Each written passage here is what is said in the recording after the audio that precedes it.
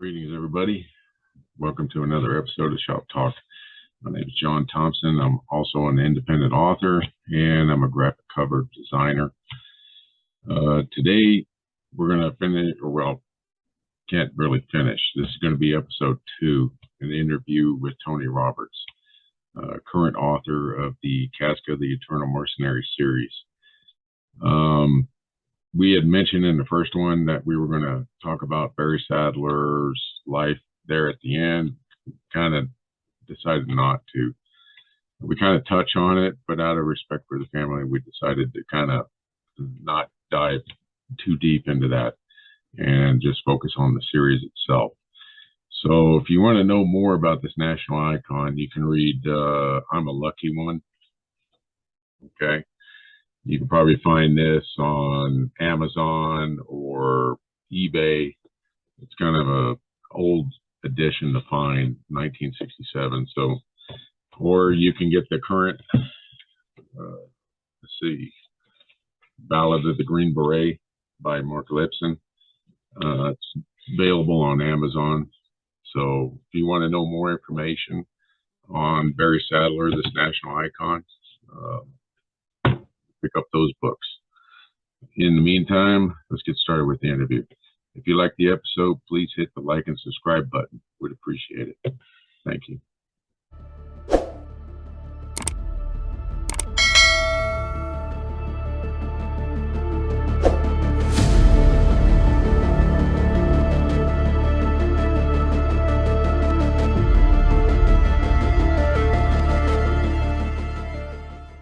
Now we're in business.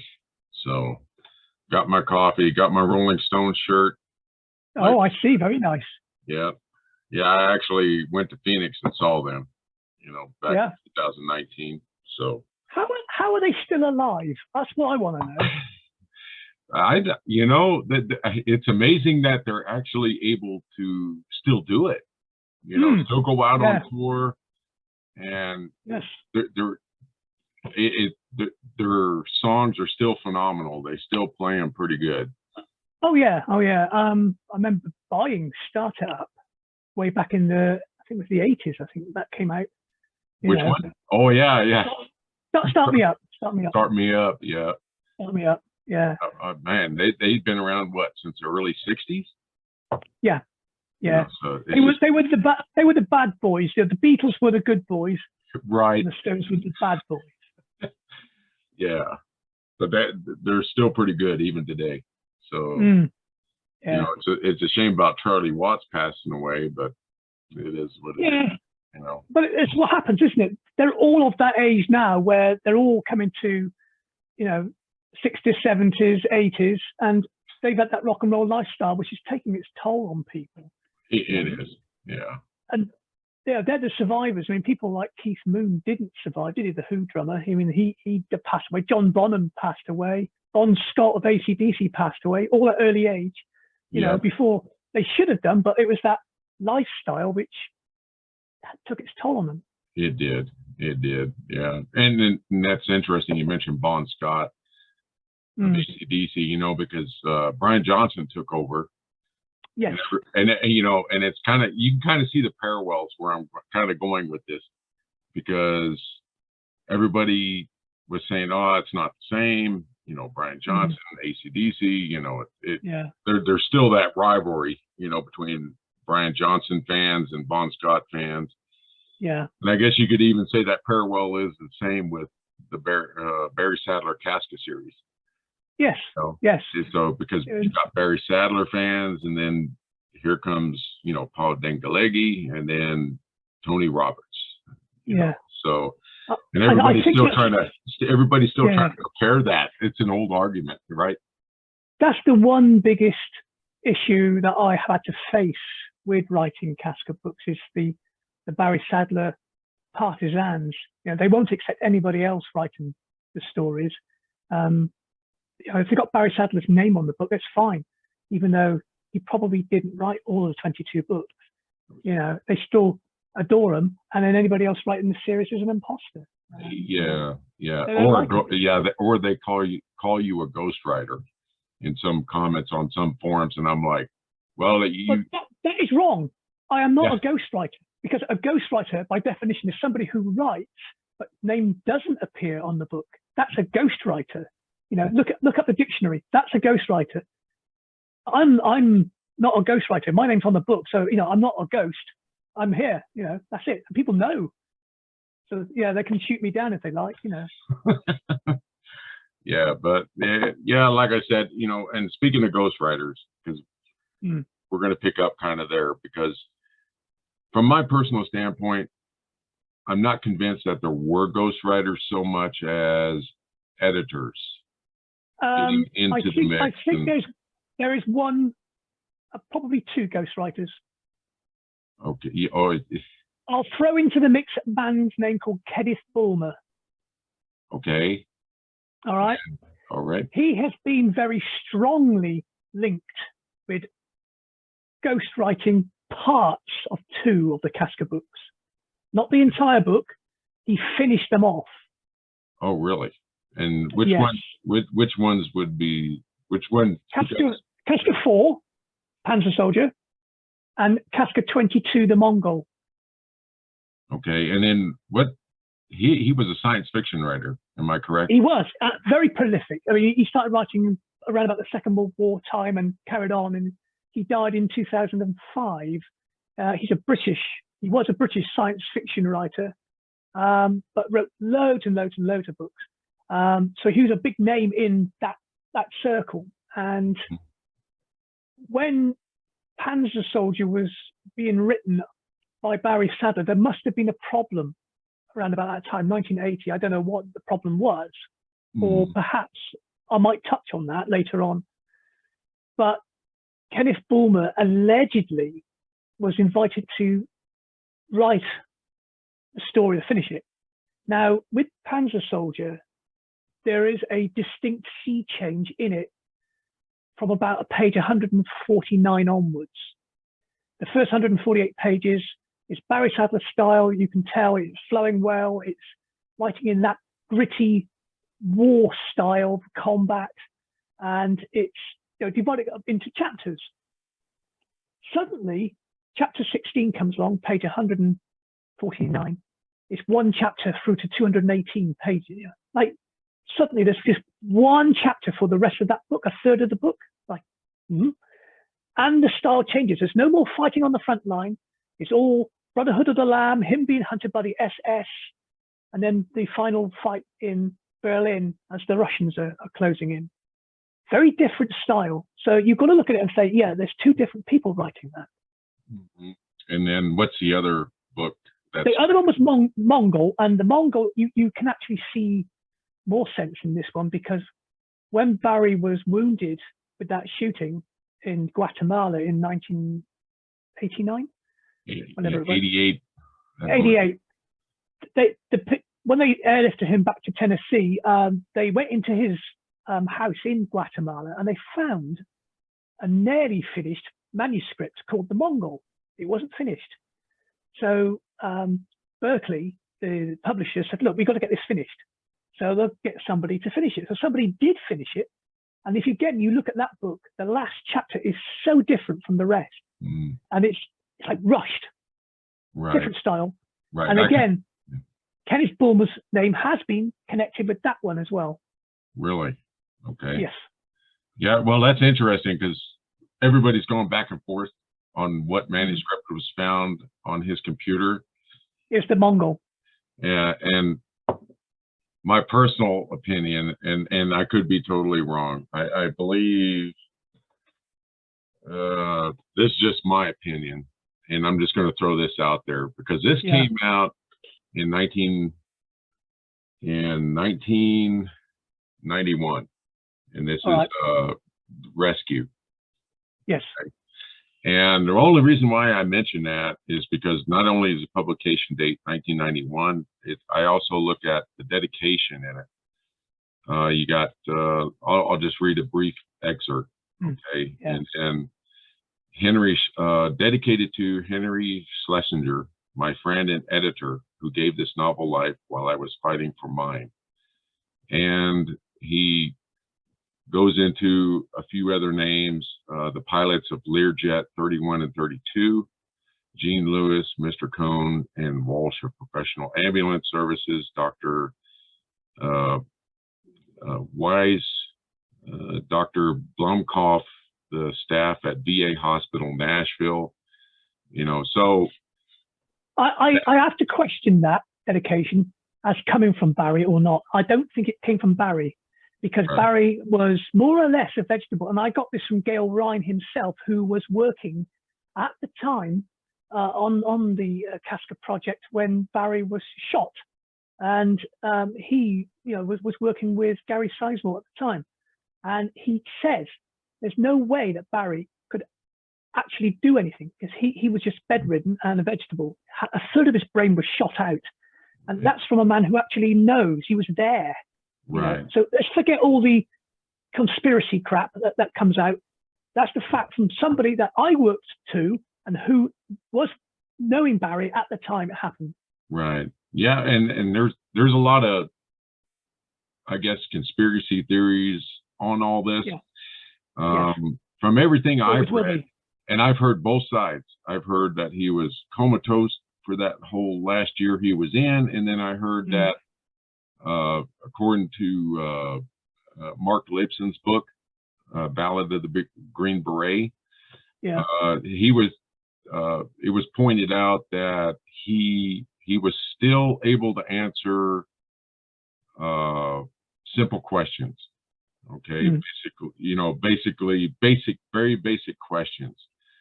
And yeah, how? I mean, was he speaking, or was it attached to some sort of mechanical or electronic device? No, he was speaking on his own. Right. And my understanding on the whole thing was, and like I said, we're just speculating, But yes. So we don't know exactly. Only the people, the family and stuff like that, they would know a lot more about it. Yeah. But he was paralyzed. He could answer simple questions. It was just, especially that last year of his life, it was just very bizarre. And it was like a book on its own, wasn't it, really? My God, it was just incredible. I mean, here it is. He turns around, he suffers a gunshot wound. He gets evacuated out of Guatemala, comes to Nashville for treatment. He almost dies in Guatemala because the hospital wasn't set up to handle that kind of trauma. So the owners of Soldier Fortune magazine found out about it. They send a Learjet down there. They evacuate him, take him to Nashville, and through multiple surgeries and all this other stuff, he kind of recovers a little bit, from my understanding, but he's still paralyzed. He can answer simple questions, but you hear everything. So, but like I said, it's kind of a sad ending. Gets involved in a kidnapping. It took a year for him to die, wasn't it? It took him a year. Yeah, constitution of an elephant. Pneumonia? Heart attack.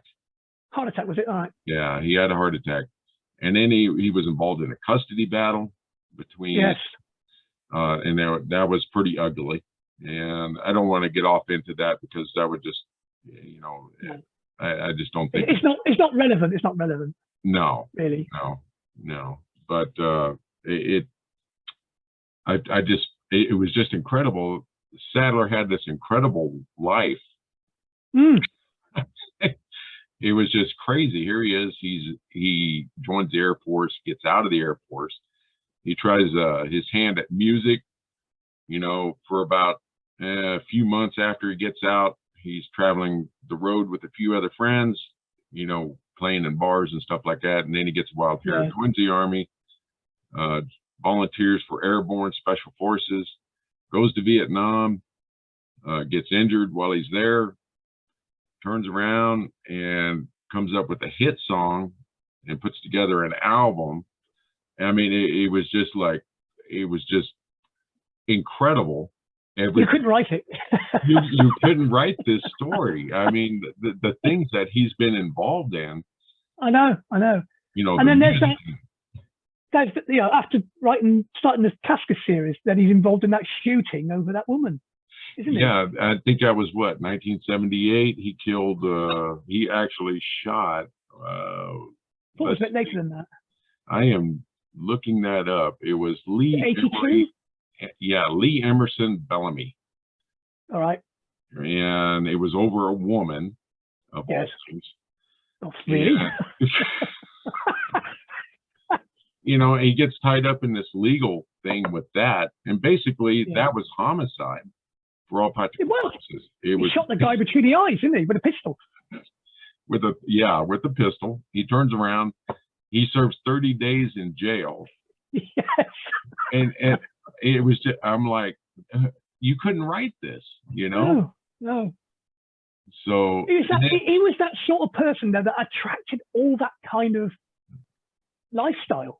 Right. Really. Yeah. And then it was just, it's an incredible life.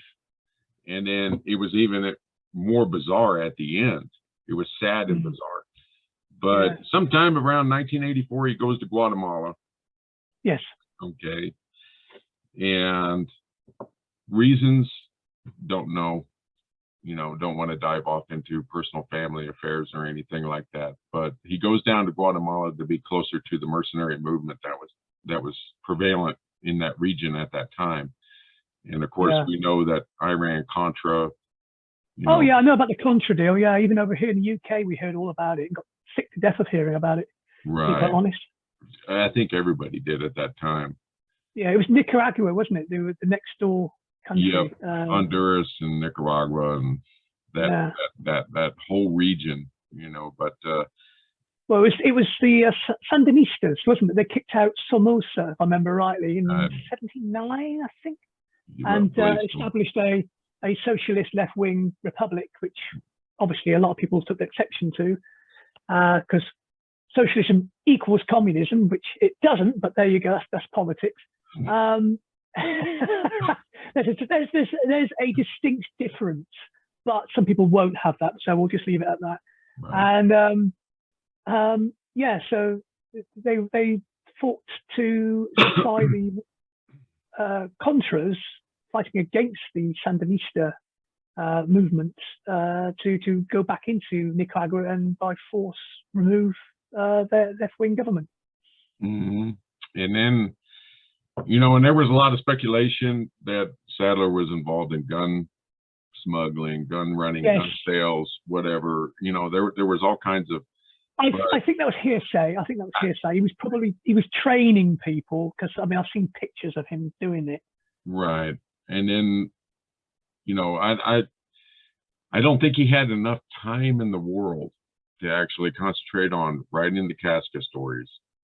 And no, well, he had Casca. He had the Shootist, or whatever it's called, and all those other books as well. Yeah, time in between drinking as well. Yeah, hanging out in the bars. There's Seppuku, yeah.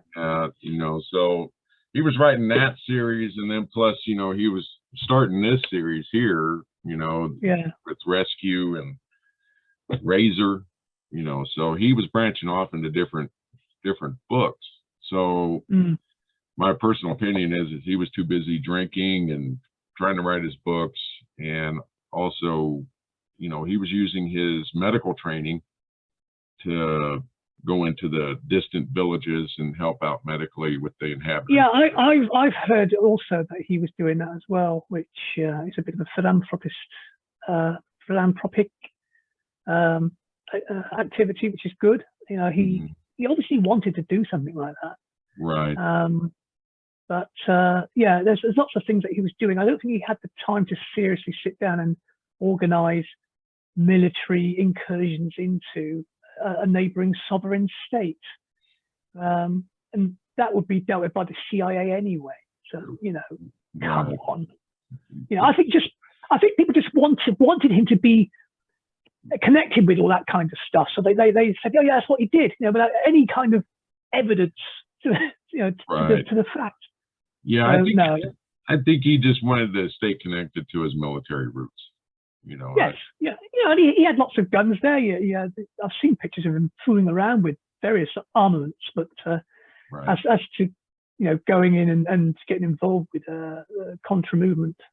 No, I don't think so. I think he was just wanted to stay connected to his military roots and have a good time. That's what I think. Yeah, and write his books. And write his books. Yeah, for all practical purposes. And the Casca series suffered because of it. And this is why I think that they did bring in some people to help, in your words, edit it very heavily. He had a lot of good ideas. He probably started a lot of books, but I don't think he finished many. Or they had to be sort of embellished and enlarged on. I mean, God of Death, the second book in the series, I did hear one particular part where it was rewritten, and that was the execution scene of Casca on the top of the pyramid. Now, you obviously know that bit, don't you? Yes. There's a thunderstorm going on. Tesmek, the priest, is about to cut his heart out on top of the sacrificial pyramid with an obsidian knife, and he plunges his dagger into Casca's chest and opens his chest out and pulls out his heart. Now, according to what I've read, Barry Sadler's original manuscript was Casca reached up, grabbed it, so I'll have that back, thanks. So it's a little bit corny. So Charter, or Jove, the publishers, decided to have that rewritten. So they got somebody to rewrite it in a rather overly cliched way, but quite more dramatic way. So that's one of the things I've heard about how his books were edited, shall we say? Right. So, yeah, like I said, with the ghostwriter thing, and I mean, you have valid points, and there's other people that have points too. I mean, I was reading one reviewer on Amazon, Soldier of Gideon. He believed that there was like 3 ghostwriters involved in that one, because he believed there was just all kinds of changes in Soldier of Gideon. I'd like to say at this point, now I've read and reread and reread and reread the books, all of them, loads of times. Soldier of Gideon and Trench Soldier 20 and 21 were abortions. They were awful books. And the reason why I say this is purely from a historical point of view. They were just rubbish. They were so wildly wrong. But not only that, Soldier of Gideon was wrong insofar that it wasn't even true to the Casca canon. It forgot what had been written previously. They even got one of the characters' names wrong. Bob Landry's was suddenly Landers. You don't make mistakes like that if you're the writer, the originator of the story. But if you look at Soldier of Gideon and Trench Soldier, they are the same story, but in 2 different time periods. They follow exactly the same format, exactly the same thing happens. There's this little period in about 2/3 of the way through the story where they have a little break from the action, they go to somewhere else. Then they return to the action, and it's action, action, action, action. It's just too much. And everybody else dies except for Casca at the end. That's an identical story, except that the time periods are different. And I think the same person wrote those 2 stories, and that was sure as hell was not Barry Sadler. Because Sadler would not have made such crass historical errors, because he was very particular with historical accuracy. True. Yeah, and then so the one of the Soldier particularly was bloody awful. It really was. Which one? Trench Soldier. Oh, it talked about the Maginot Line. That was built in the 1930s. 20 years after the bloody war ended, and then talking about Goering in 1914. The Air Force wasn't invented until 1970. What's this bloke been drinking before he started writing this?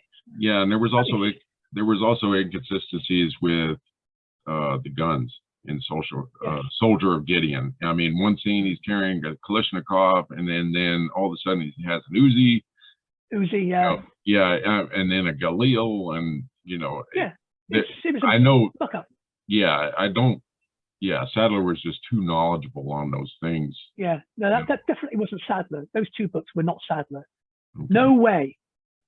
Okay, well, valid point. Now, like I said, it could be bad editing, but it has to be held on the table that there had to have been somebody else involved.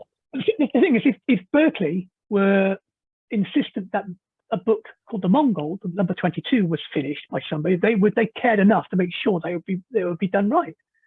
So, you know, the editing, all they were concerned with was editing the prose on it, you know, not checking the historical accuracy. I mean, they trusted the writer, whoever this idiot was, to write it properly. But, you know, he made such a bloody mess of it. Mm-hmm. And a little bit on the timeline, right? Yes. You know, I'm a little bit of I'm OCD about timelines, as you can tell from my website. Yes. But in the 90s, when I was collecting the series, I was writing down when every book started and finished in history.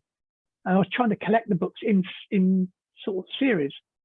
Sometimes I didn't get it right because the title was a little bit ambiguous, you know, like The Warrior. Well, what was that about? You know, I mean, things like the Mongol. Oh, you knew when that was. You know, that's the Mongol horde. But the Warrior could be any time, couldn't it?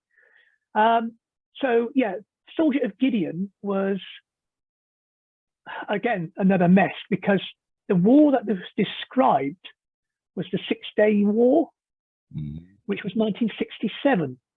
Okay. However, it was written after the events of Eternal Mercenary #1, and that was 1970.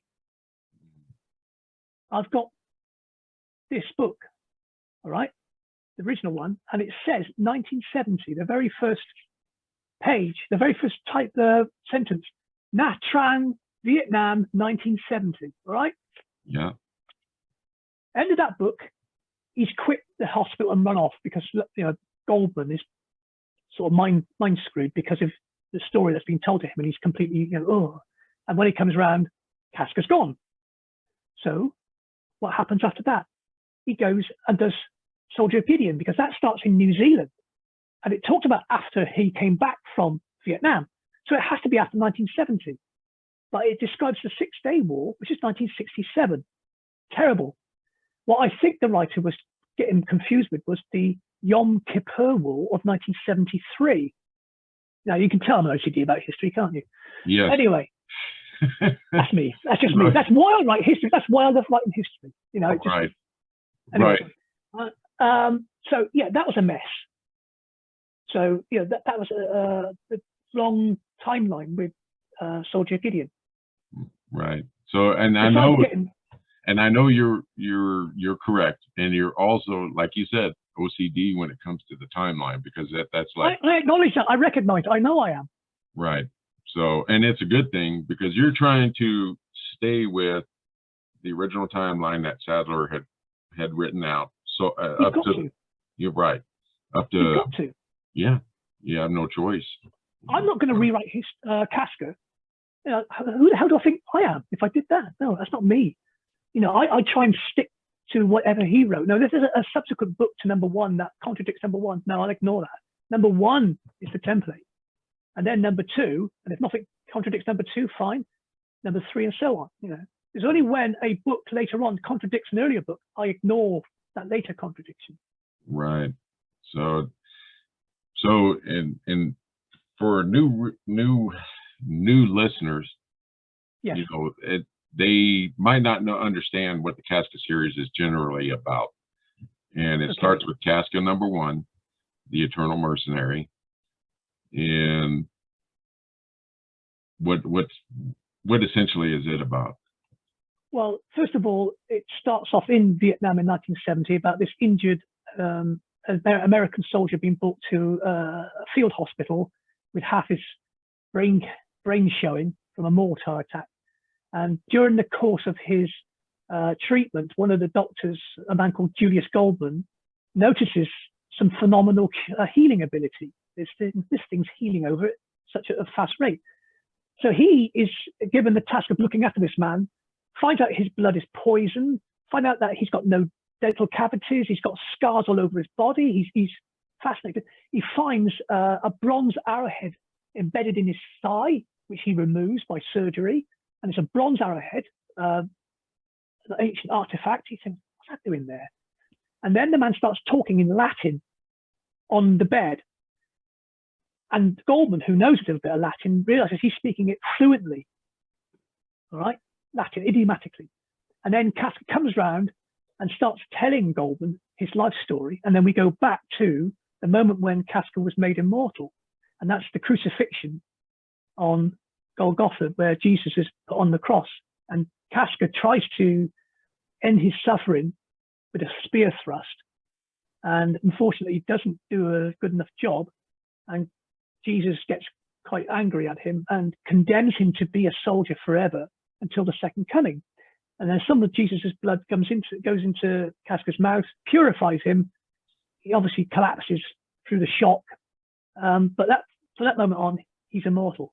He doesn't realize it at first, but through number 1, this book here, he gradually realizes that he actually cannot die, and he heals at a phenomenally fast rate. I mean, he's whipped. He gets into a fight with his squad leader over a woman. It's a bit like Barry Sadler, isn't it? Yeah, Sadler, you're casting yourself here, mate. Yeah, exactly. So yeah, he gets, to all intents and purposes, mortally wounded in the fight, kills his sergeant.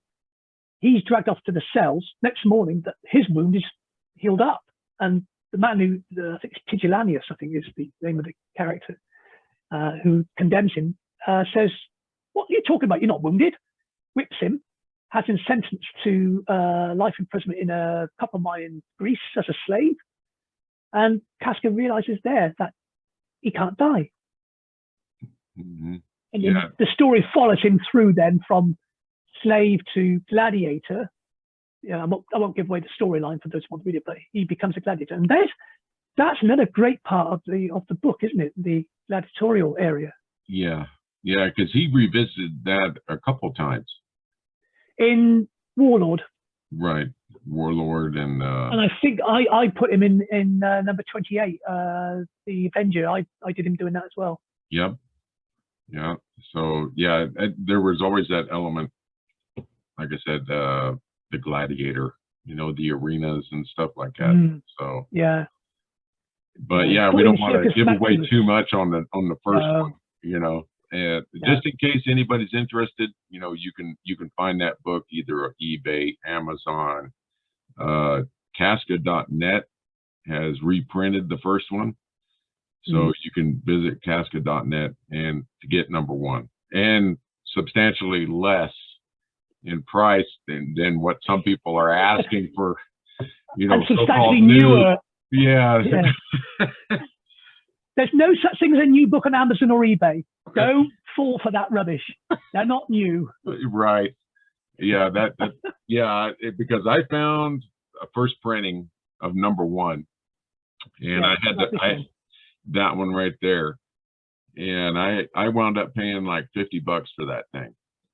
You could $12.95 from my website. $12.95 from Casca.net, and you can read the first one, and you guys can continue on with the series with God of Death. Now, God of Death, there's really no set. These books are not in order. They were at the beginning. I think Sadler intended to do that. And here's another interesting thing. I know you, for a fact, John, are a little bit of a stickler for getting rare copies of books, aren't you? Yes. You've heard of the Warlord, book number 3, having book number 4 printed on the front of it, haven't you? Yeah. I got both of them. Yep. Here's why I think this is on. I think the Barbarian number 5 was originally meant to be number 2. All right, because Barbarian picks up where Eternal Mercenary leaves off on 165 AD with the campaign of Avidius Cassius into Ctesiphon and Persia. Because number 5 starts where he's actually deserting the legions and going back. He's had enough of it. And Barbarian then covers the Hellsfield bit and Leader and ends with Leader's death. But God of Death was originally, I think, number 3. They pulled it forward to number 2 because it was, I think, more of a interesting subject matter for the readers in America, because it was all about the ancient Teotihuacans and Olmecs of Central America. Yeah. And Vikings visiting them, which is quite an interesting premise. And that's why I think Warlord was originally number 4, which is why you got the very first run printed number 4, when then they suddenly reversed it and brought Barbarian out from 2 to 5. So God of Death became 2. Panzer Soldier in at number 4. And then you began to get the series chopped and changed everywhere. Right. Yeah. That's what I think. And you got a valid point there, because if you read like the first 6 books, it seems like they're out of order, but at the same time, it seemed to me like there was some order, with the exception. Yes. Historically speaking, it's 1, 5, 2, 3, 6, 7, 9. Right. Well, I'm glad you can remember that, because I can't. It's too early for that. OCD. Yeah, exactly. So we got God of Death and then Warlord. That was my first Casca book. I really loved it. I didn't love the fact that I got number 3. I wanted number 1. But this is the book which is responsible for us talking today, because without this, I would never have become Casca writer. Right. So there you are. That's the blame, everybody. And then what's that one about? Like a general overview. That one is about he's picked up in the sea after the events of number 2, and he's taken to Britannia to start off with, Dover, or Dubrai as it's called there, and then goes to Rome, revisits his old stamping grounds and see it's all overgrown and abandoned, and he gets quite maudlin. He travels east because in book number 1, one of the most important characters was a man called Xiao Lao Tse, a Chinese sage who was an expert with the open hand, unarmed combat, what we call kung fu, but came from Kung Fu Tzu, which is Confucius to us. Taught Casca how to fight with just hands. And so Casca wanted to go to China to see Xiao Lao Tse's place of birth. So this book, number 3, follows him going east towards China on horseback with a young companion called Jugatai. And that's where he first meets the Brotherhood of the Lamb, this maniac organization dedicated to bringing about the second coming through their own devices by spreading chaos and confusion throughout the world, but at the same time trying to keep Casca in their sights, because they know that Casca will meet Jesus the day of the second coming. So they must be there. So their intention is to capture and take him prisoner and punish him for killing Jesus. Right. Yeah, and that's the sole goal of the Brotherhood, is to keep track of where Casca's at, and so they can be there too on the day that Christ returns, and they can be there, So yeah. And Casca in book 3 then fights with the Chinese emperor against the Huxiongnu, the forerunners of the Huns, in the battle north of the Great War. So it's quite an interesting book. And it ends then with him deciding to return back to the west, and he rides out into the sunset, which is a very nice way of ending a book. Yeah, and then of course number 4, which is Panzer Soldier. What a change! What a change! Big change. Number 4. Yeah. Yeah. This is a first edition as well. Yeah. It's not the first book I ever got for this, but when I got my hands on this one, I thought, this is the one I'm keeping. Right. Yeah.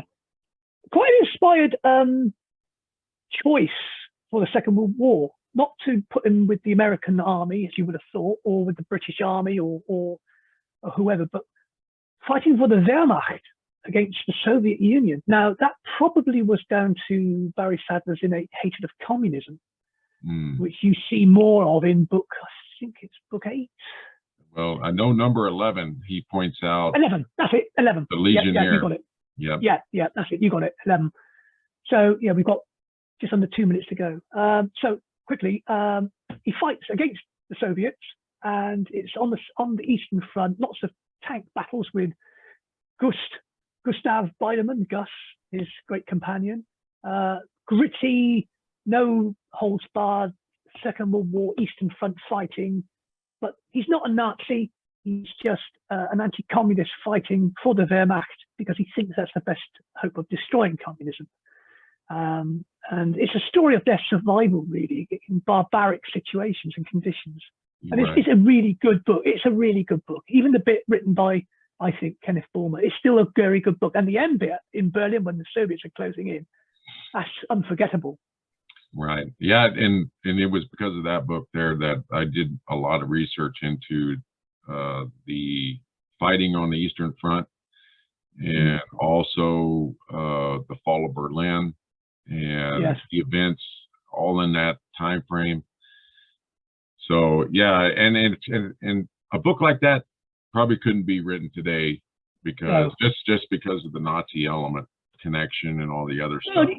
I don't see why it shouldn't be. You should remember history to avoid making the same mistakes. Right. And that's the whole goal of history, right? Let's don't make the same mistake. Hello again. Yeah.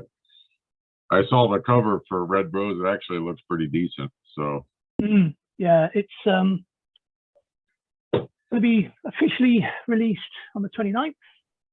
And the reason behind that is that on that day, the Royal Mail here released a new set of stamps about the Royal Marines. So I know that a lot of the readers, that particularly in the States, who get sent these, like the British stamps, particularly if they've got a military connection. So the Royal Marines, I'll be raiding the post office on the 29th. The first batch of books going out. I've got loads of books to go out. I mean, a lot of pre-orders for that one. A lot of pre-orders for this one, yeah. And you can actually go to casca.net and you can pre-order your copy of Red Rose. And while you're there, take a look around at Tony Roberts' other Casca titles. So, but we left off with Panzer Soldier, and of course the fall of Berlin.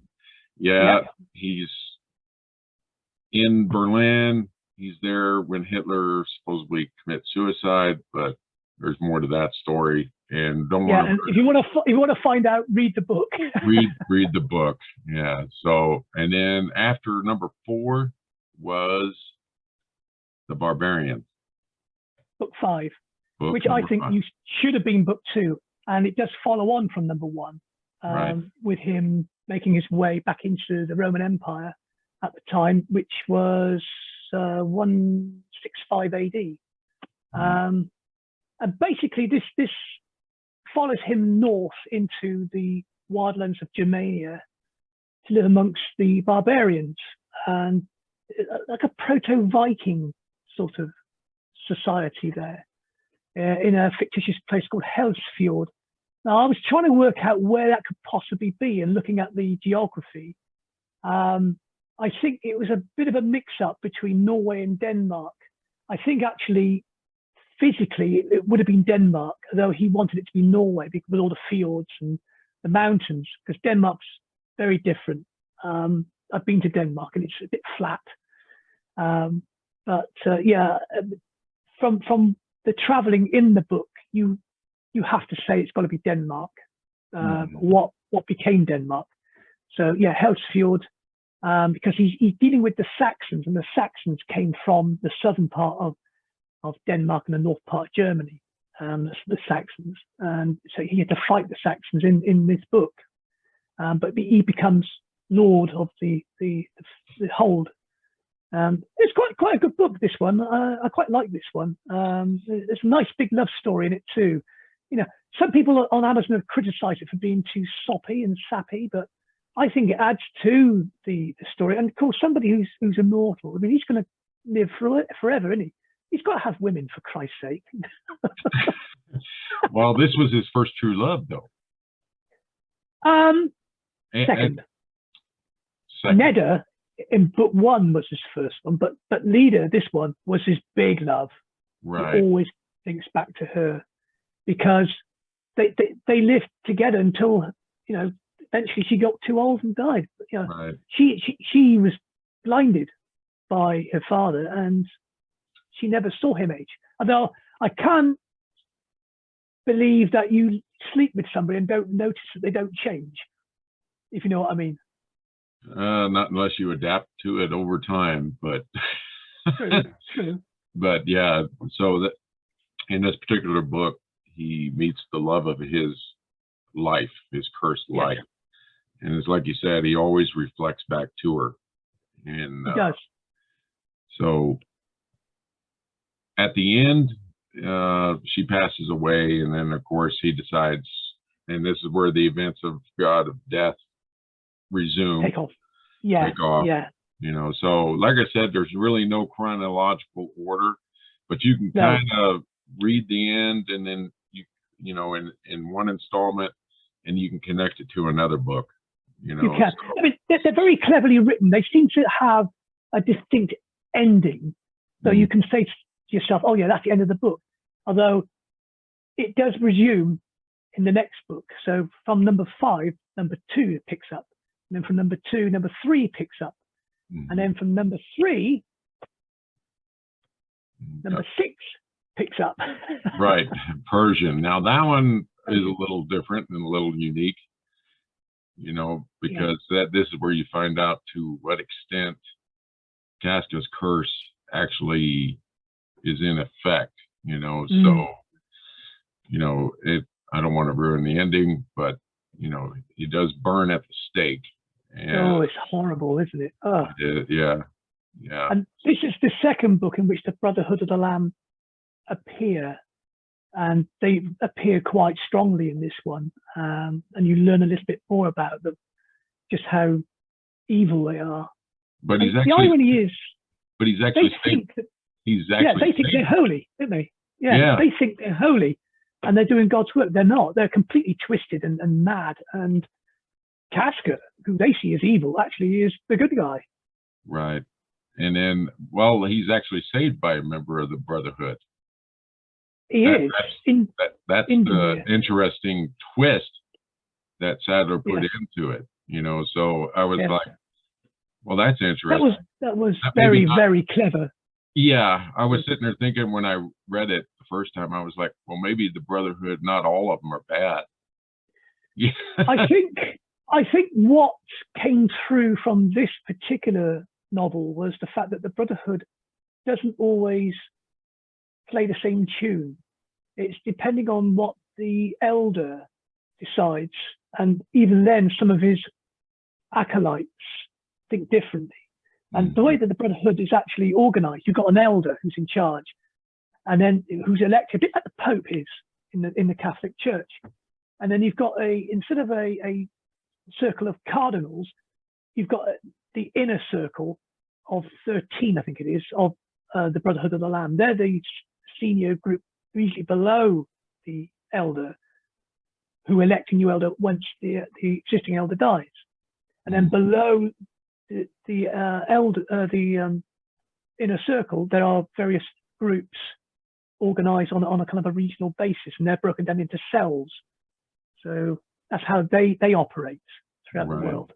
Yeah, and a lot of them are involved in world governments and, you know, control of kingdoms, you know, advisors, and, you know, they got their little henchmen running around looking. And I'm wondering whether there's a parallel to the Freemasons society in that they have people in all walks of life in their organization. I mean, it's not, obviously Freemasonry isn't as insidious and evil as the Brotherhood of the Lamb, but how that must have been the inspiration that Barry Sadler must have taken, because, you know, the Brotherhood of the Lamb has to be sort of got from somewhere.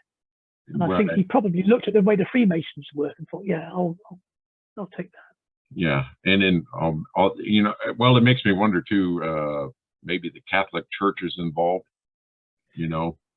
Yeah, and you can see that because a lot of the people at that time that this book was written, you know, the time period, which is the Persian, was written in between. I've been a note here somewhere. Yeah, 328 to 337 AD. Mm-hmm. You know, some of the more powerful people then in society were becoming the Catholic Church, because that was beginning to take over, because Constantine, the Roman emperor, first Christian Roman emperor, was now promoting bishops into positions of power, and the church was becoming the de facto religion of the Roman Empire. So you can see that the Brotherhood thought, well, we're going to join in with this sort of, party and infiltrate it. And so they did. That's what in here you get people like that. But then, Persian is set in Persia, the court of Shapur II, and his religion was Zoroastrianism. And they had people like Rashid, the Grand Vizier, who was high up in that particular movement. So again, they infiltrated people in positions of power. Right. So and it's always been an interesting thing, the religious aspect. Casca is more paganism. Yeah, he is. He always cries out to the bull god, the road Mithra. There you go. Yeah, I was trying to remember too. I was like, I had a missing brain cell, but regardless. Yeah, I have to think about it. I have to dig out somewhere. But and then we hit after the Persian, number 6. That was number 6, but number 7 is the Damned. Yep, and that one was one of my favorite ones. Just the face. That's Barry Sadler. Right, and a lot of those were painted on there. Yeah, that's Barry Sadler. Yep, I have got somewhere a photograph of him leaning against a tree. Right, with his arms folded. Yeah, that face. Yeah, and a lot of here's another interesting note too, when it comes to the book covers from 1 to 22. Found out here recently that they were done by Daryl Millsap, who was a commercial book cover painter, right, from 50s all the way up till I think the late 90s, when he just retired. His estate actually said that he did all 22 of those covers. Did he? And that's interesting, because there's a lot of different styles. A lot of different styles, but they said that he did all 22 of those covers, and I can believe it, because I've seen some of the paintings with his signature on there, and the signature isn't shown on the book covers, because they kind of crop it, and he usually signed them near the bottom. Well, they generally are. My partner Jane, she's an artist, and she does the same. She signs at the bottom. So right. That's common. Yeah. So, but the Damned was one of my favorite ones. So that's a very interesting story, because certainly for a large part of it, it doesn't include Casca. It includes this Qing Li fella, this Chinese man who flees China and joins up with Attila the Hun and teaches him the ways of war through the teachings of Sun Tzu. Sun Tzu, yep, Art of War. The Art of War. Yeah, he brings his little scrolls with him. Yeah. The thing with Damned also, it follows on the Persian. However, there's a large chunk of history missing between the end of Persian, which ends in 337 AD, and the Damned, which begins around about 400 AD. So there's sort of missing 60 years or so. Well, where the hell did that? What was he doing? Yeah, but who knows? But it picks up in the latter stages of the Western Roman Empire, and Casca joins the Roman army again, and the leader this time is somebody called Aetius, who's probably around about the last decent general the Western Roman Empire had. But then Casca goes slightly bonkers as well, doesn't he? He does, and he actually he goes back to Huddersfield. Yeah, Huddersfield, and he basically becomes an animal. Yeah, he just loses it, and for years, I think it's the shock of the enormity of being immortal. He just can't take it anymore, and of course, when the Goths sack Rome, that's it. He snaps. He just completely loses it, and he goes off to sanctuary, really, to recover his mind. Right. And then, of course, during that time, he loses his mind and he's running around kind of butt naked animal. Yeah, the beast of the forest. Right, exactly. So, but he eventually recovers.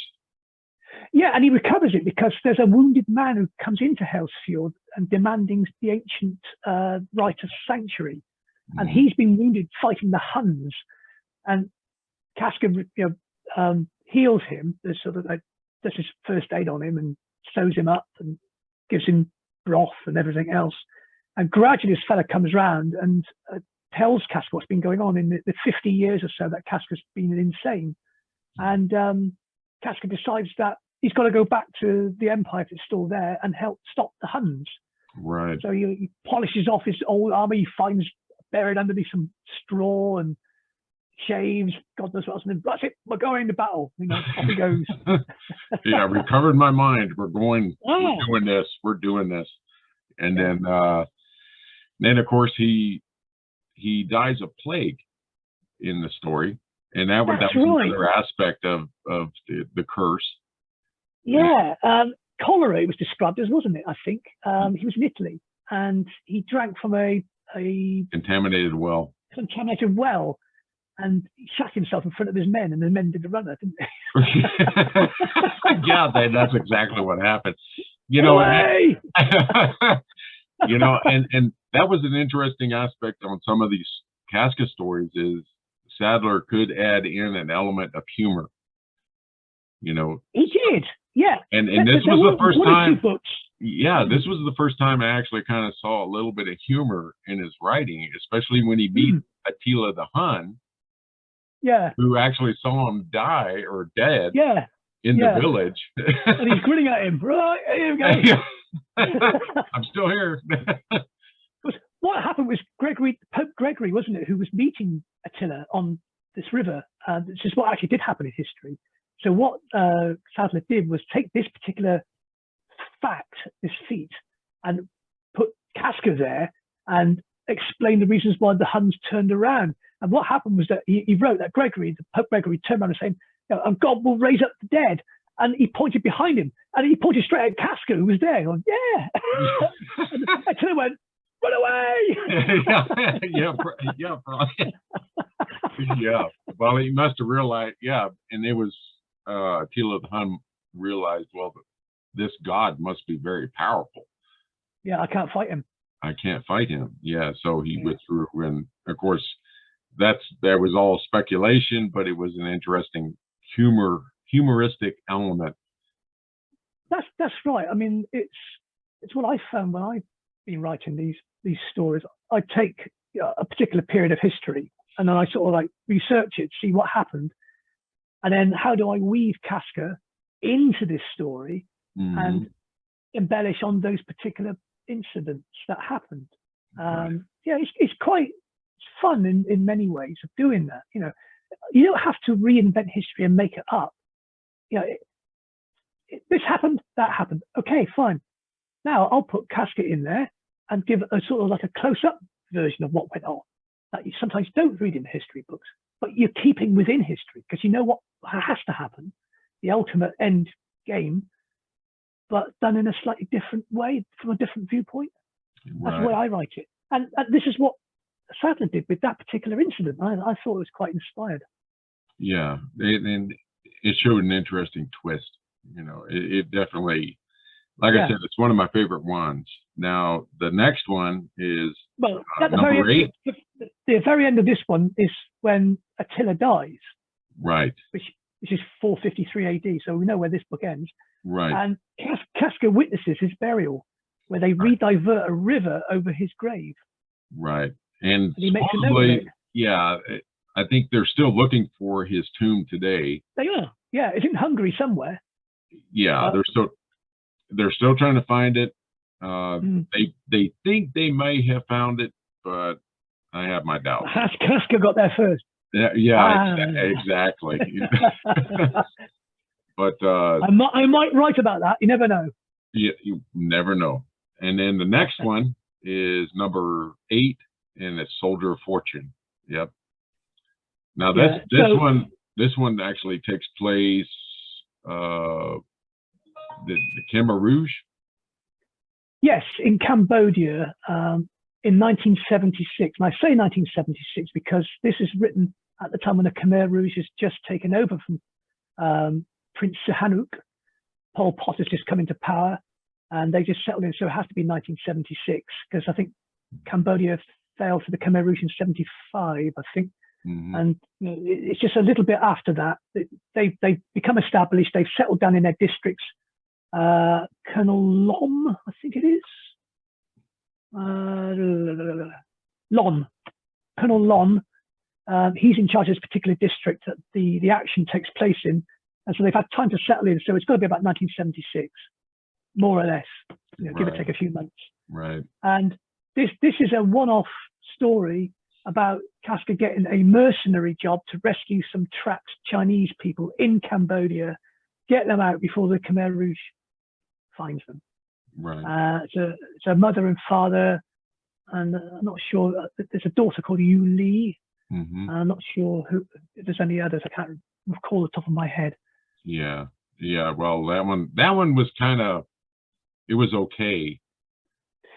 It was interesting in the chase sequence because that's right, there was a young boy, wasn't there? They get the young boy out from the airlift because Sadler got the inspiration from Fort Bragg, didn't he? Because they had these big aircraft with these hooks on the front, and they lifted people up. Right. Yeah. I forget what that Sky hook or something like that. Sky hooks. I think that's what the procedure was called. It was sky hook. Yeah. You know, plane would come in with a hook and basically swoop them out.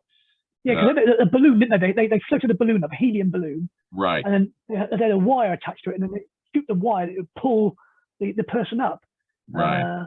It was very safe because they practiced at Fort Bragg a lot, and so they knew what to do. Right. And they got the boy out, and I think the wife out, but the father and Yu Li were trapped behind when the Khmer Rouge comes in, and they have to run. And yeah, so it's a big chase. It's a big chase through Cambodia. Right. And speaking of that skyhook, I remember reading about that in Robin Moore's book. Oh, the Green Berets. Yeah. Yeah. And guess who's on the cover? Oh, Barry Sadler. Yeah. This one was like a first print kind of thing. Mm. But he was actually on it. But I remember Robin Moore was talking about that in the book. So and I think they actually showed that in John Wayne's version, the Green Beret too, how they did it. You know, but you know, let's see, and I can bear. Soldier of Fortune really wasn't one of my favorite ones. It was okay. I found it was okay as a standalone one-off adventure with the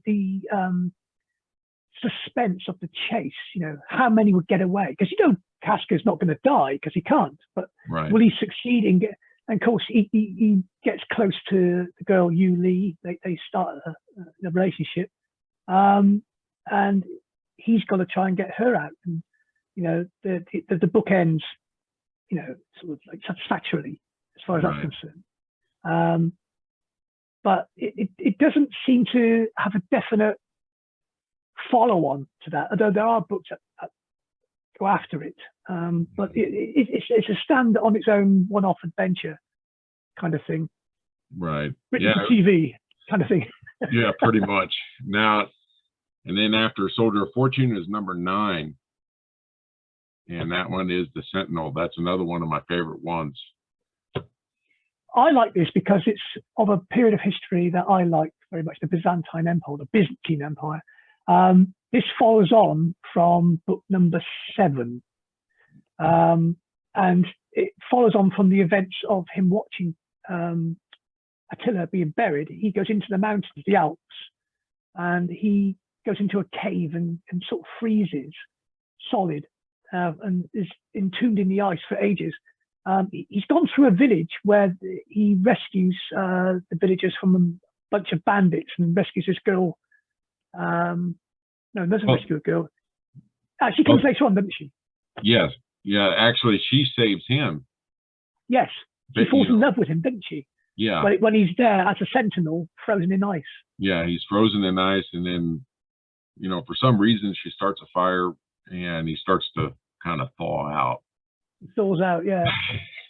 And then he comes back to life, and the rest of the story basically is that she basically tells him, hey, there's bandits in our village and that kind of thing, and he goes and she's been raped, hasn't she? She's been raped, and yep. So she becomes pregnant through the rape.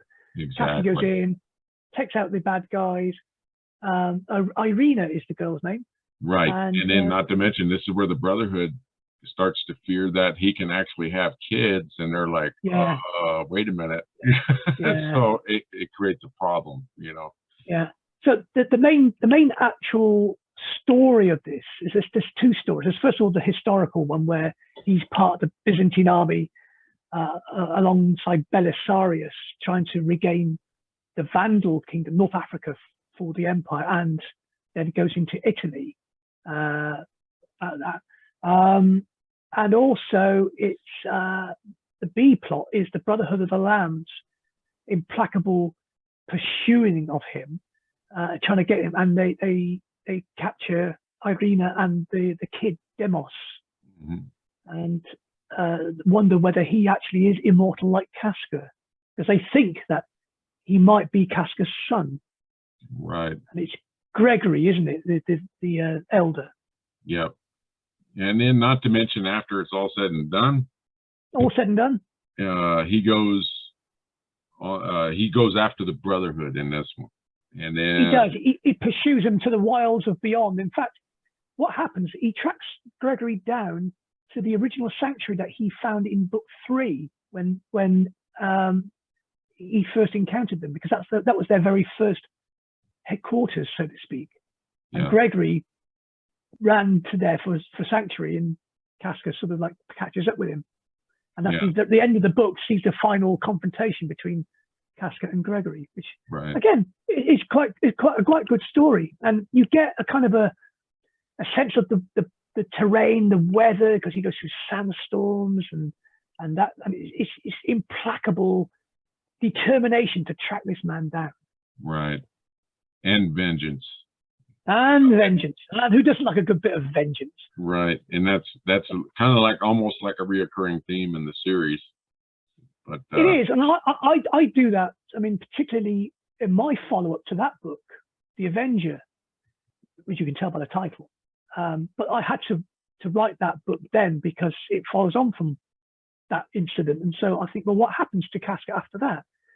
And for those who haven't read the series yet, the Sentinel marked the end of the continuous story of Casca from his moment of immortality all the way through history to that point, because you can follow it through those books continuously.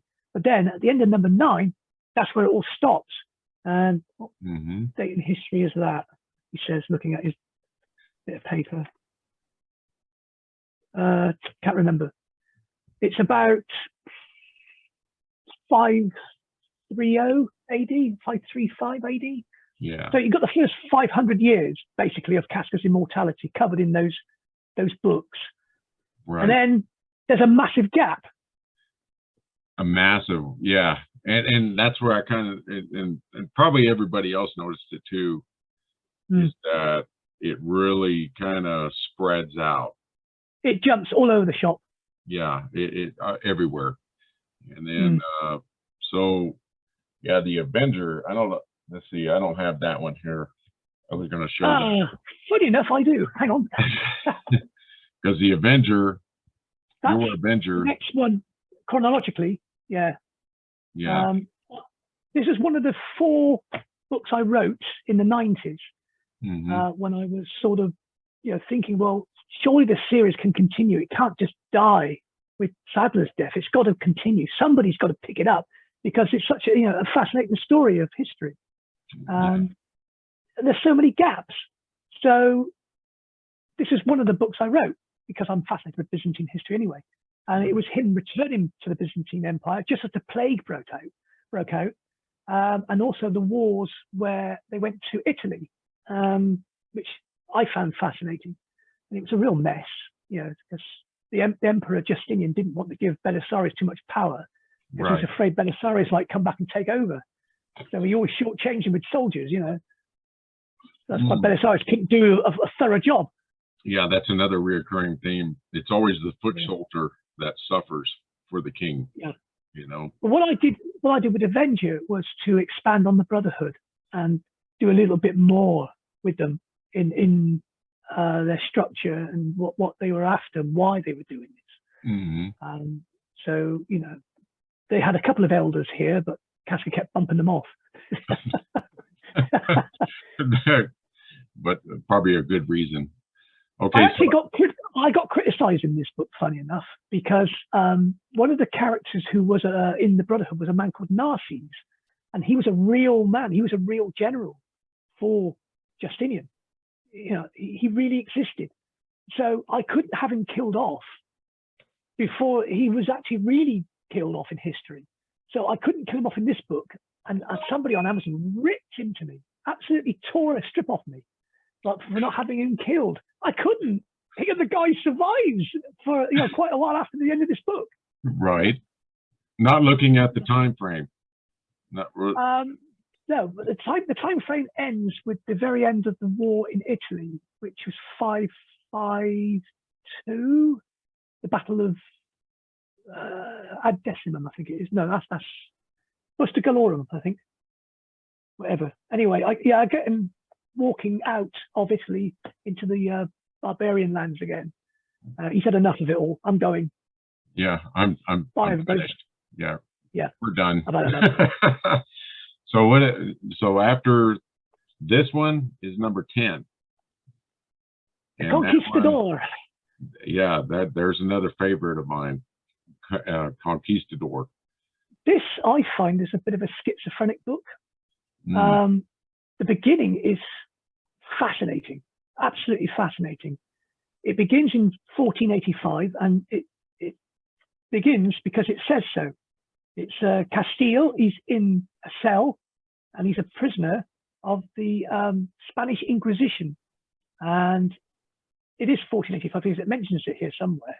But anyway, and Thomas Torquemada, the Inquisitor General, is interrogating him. And Casca says, I'm immortal, mocks the religious beliefs of the Inquisition, which gets him a little bit in trouble. A little bit, just a little.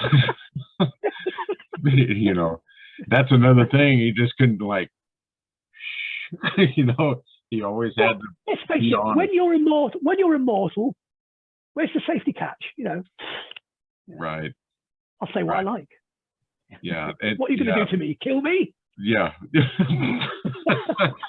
Yeah, but Conquistador, like I said, it was one of my favorite ones. Not only did that opening chapter and the opening paragraph and everything, it was just a greatly structured story, and it was very solid, including the ending. And that's what I always look at, is endings on stories. And now that ending there really. This book stuck to history very firmly.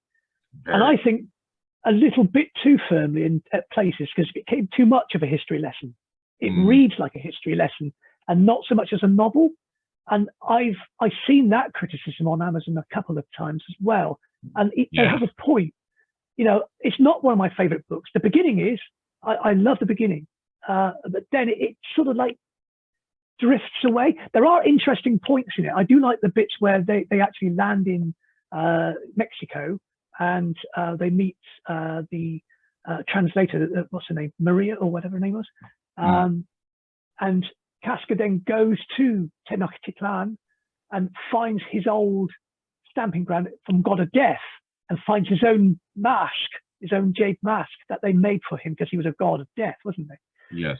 And then he has an interplay with Montezuma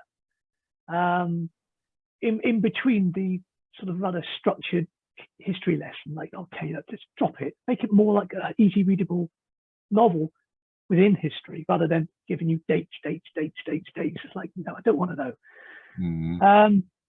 But the interplay between Cortes, I should say, Cortes, Moctezuma, and Casca is quite fascinating. You know, these two big characters of this time period in history, they're brought to life in this book.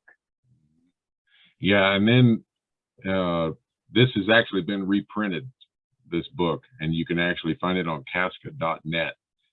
The first 11. Yeah, the first 11 so far. There's plans to do the whole series of 22.